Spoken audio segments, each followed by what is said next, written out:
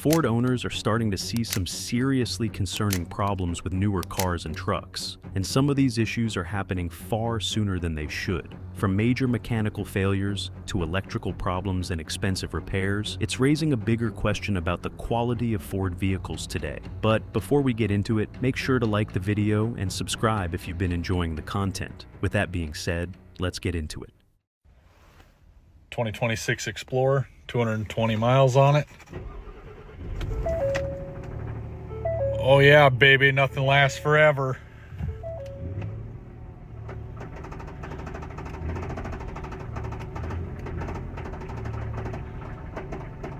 Woohoo!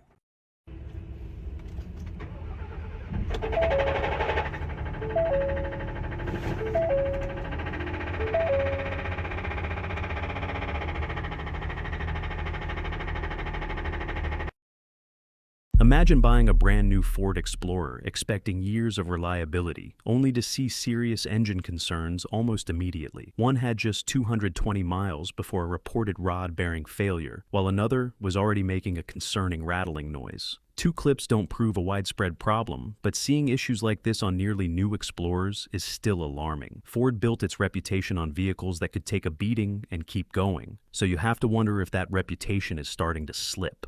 Someone please explain to me why my car does this. I can be randomly driving down the road and everything totally powers off. These are the only lights that come on. I have to find a safe place to coast to a stop and put it in park. And then I can crank it back up, usually. Check engine lights go off. Sometimes I can drive indefinitely. And other times,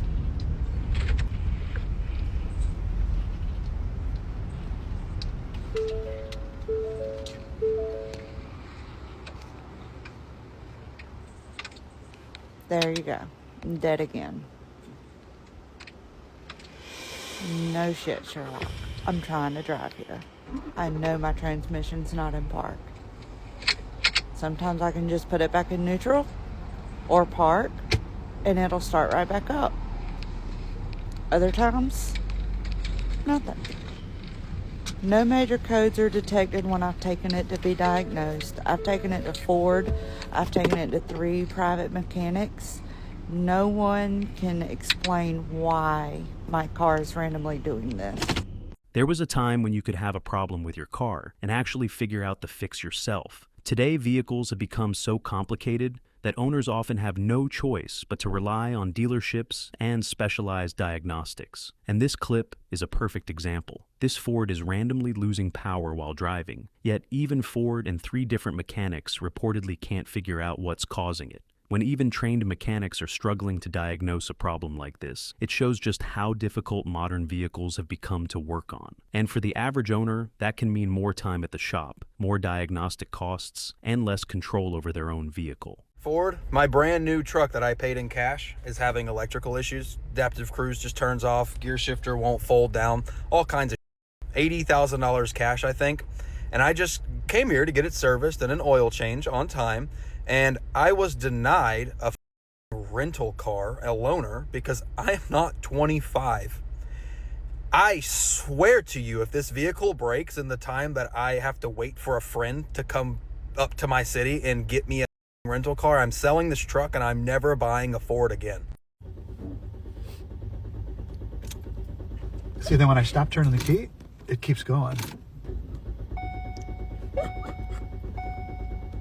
Oh yeah, you're recording. Good, good, good. 3rd time, usually.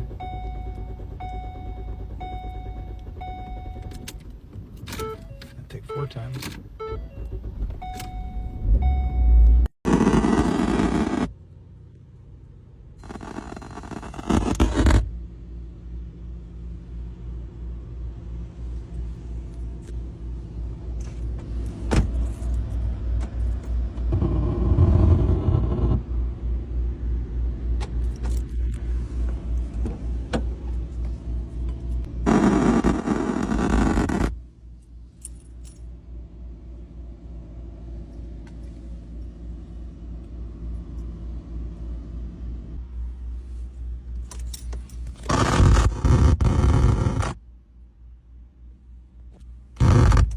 Something about this noise is seriously weird, and I want to know if anyone can actually identify what's causing it. It doesn't sound like a normal engine or road noise, and the fact that it's coming from the vehicle at all makes it worth paying attention to. If you know what this could be, let me know in the comments, because I'm genuinely curious what we're hearing here.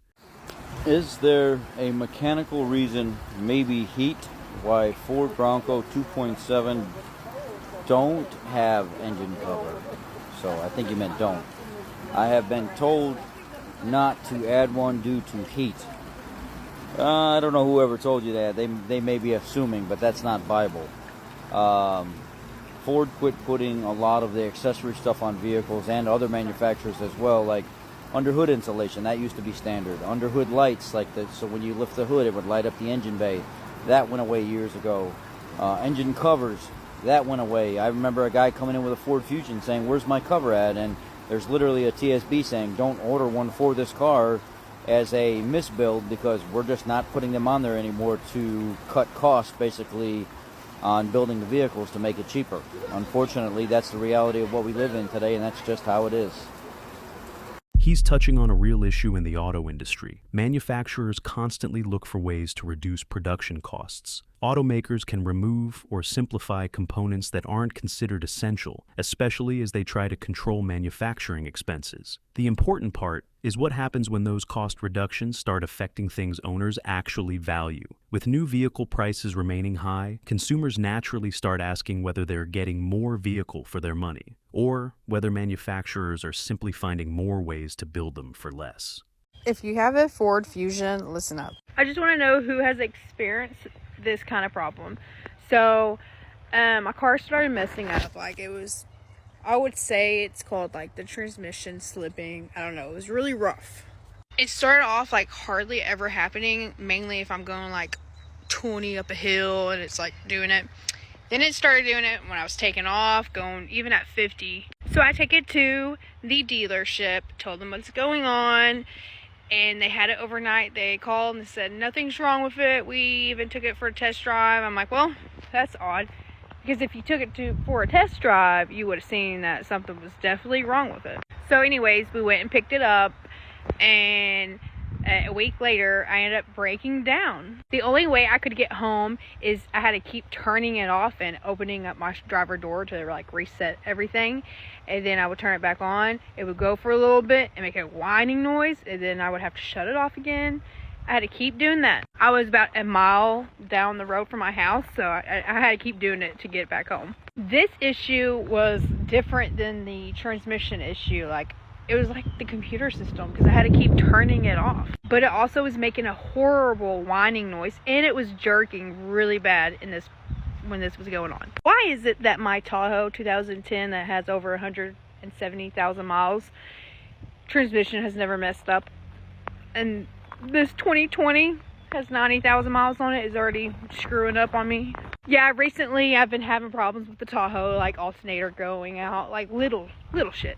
This is where you can understand why some owners are starting to wonder whether modern vehicles are being made harder to own on purpose. This Fusion reportedly developed transmission problems. The dealership couldn't find the issue, and shortly after, the owner was dealing with severe jerking, whining, and what appeared to be a computer-related problem. Compare that to an older 2010 Tahoe with over 170,000 miles that reportedly went years without a major transmission issue. That contrast is exactly why people are becoming suspicious. More technology, more complicated systems, harder diagnostics, and potentially much more expensive repairs can leave owners completely dependent on dealerships. It doesn't prove anything is intentional, but it's easy to understand why some consumers are starting to question the direction the industry is taking. All right, guys, $100,000 Ford Raptor Gen 3. I've got the AC on max AC, full cold temp. I've got 4,900 miles on this thing, and it is blowing nothing out. Any of the vents, upper or lower. Come on, Ford, get your stuff together. This is ridiculous. AC, right in time for summer, huh? Hi. On today's episode of The Ford Life, I'd like to answer a question that I get all the time. You see, people will watch my videos about my Ford truck and they'll ask me, why do you still drive it? Well, that's easy. You see, a big pickup like this burns a lot of fuel when you're driving it. So let's say you're driving a big Dodge pickup. Well, that Dodge is going to run all day, uninterrupted, every day. And that's going to burn a lot of fuel. And fuel's expensive, so that really adds up. You see, when my Ford stops running, it's really going into economy or money-saving mode. You see, if I'm not driving it, I'm not burning any fuel. And if I'm not burning any fuel, then I'm not spending any money. Those savings really add up. Today, I'm a rich man. And I owe a lot of that to my Ford for helping me save all that money on fuel. So, I just want to say, thanks, Ford. Thanks for letting me live the Ford life. The automotive industry is reaching a point where consumers are starting to ask a very uncomfortable question. How much worse can the ownership experience get before people stop accepting it? Ford isn't immune to that pressure. When customers are paying more for vehicles while hearing about engine failures, electrical problems, difficult diagnostics, and aggressive cost-cutting, confidence can disappear pretty quickly. But this isn't just a Ford problem. The same tension is showing up across industries around the world. Companies are under pressure to control costs, improve margins, and do more with less, while consumers are dealing with higher prices and expecting products to last. The difference is that a car isn't something most people can simply replace when it breaks. It's transportation, work, and a major financial commitment. That's why Ford needs to take these concerns seriously and make sure cost savings don't come at the expense of the ownership experience. Because if enough customers start feeling like they're paying premium prices for products that aren't built to last, eventually they won't just complain about it. They'll take their money somewhere else. And by that point, rebuilding the trust can be much harder than protecting it in the first place.